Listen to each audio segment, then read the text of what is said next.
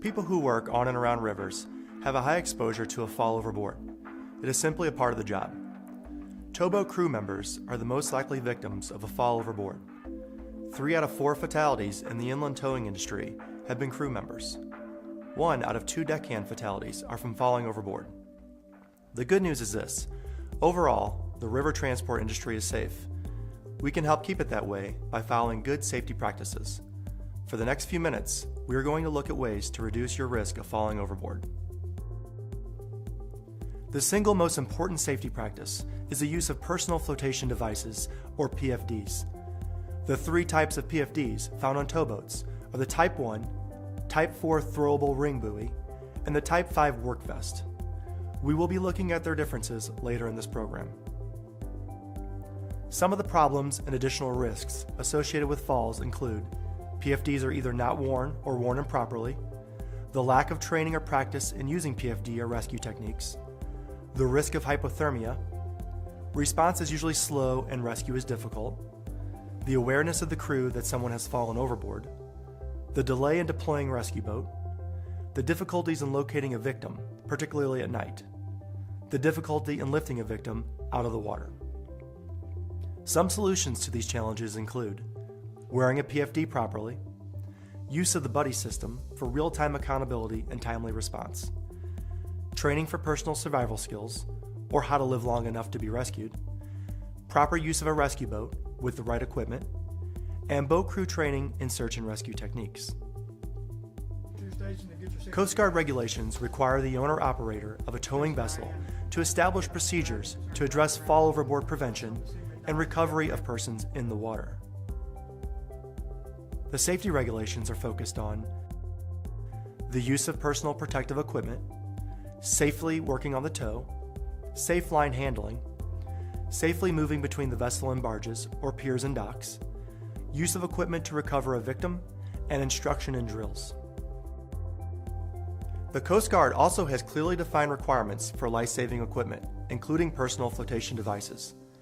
The Coast Guard requires an approved Type 1 PFD for each person on board that is readily accessible and at each manned watch station, as well as in the berthing area.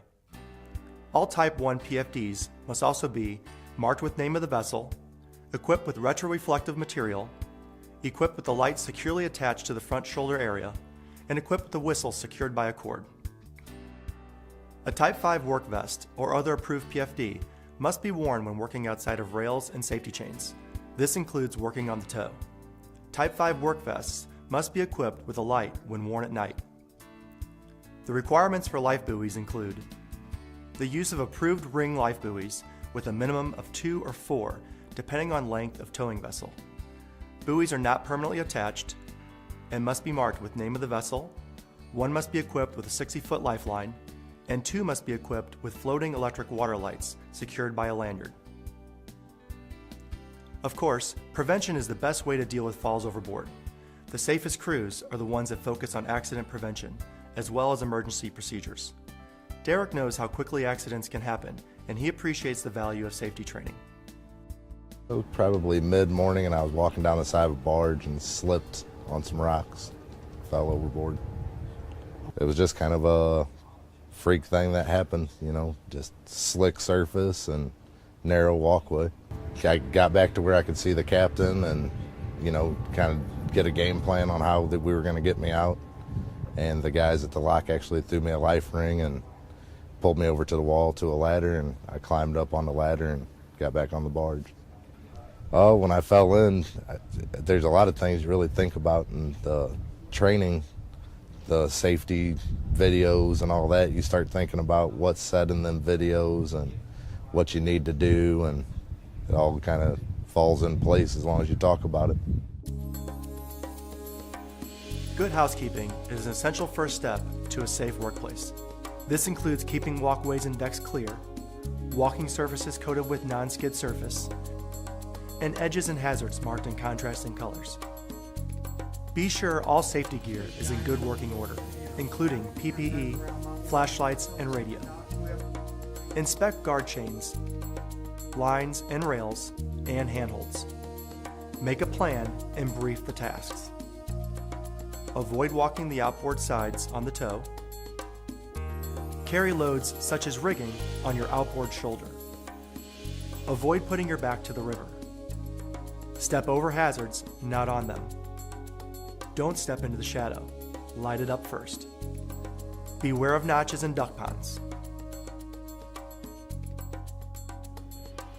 Never jump the gap. Use the buddy system. Communicate with the watch in the wheelhouse. Watch the bump as the vessels touch.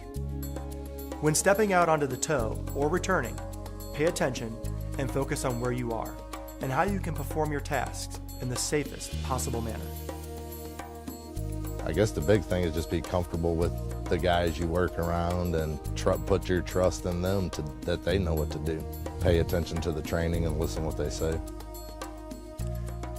A safe operation requires teamwork. Look out for fellow crew members and, of course, look out for yourself. Make safety part of your everyday routine.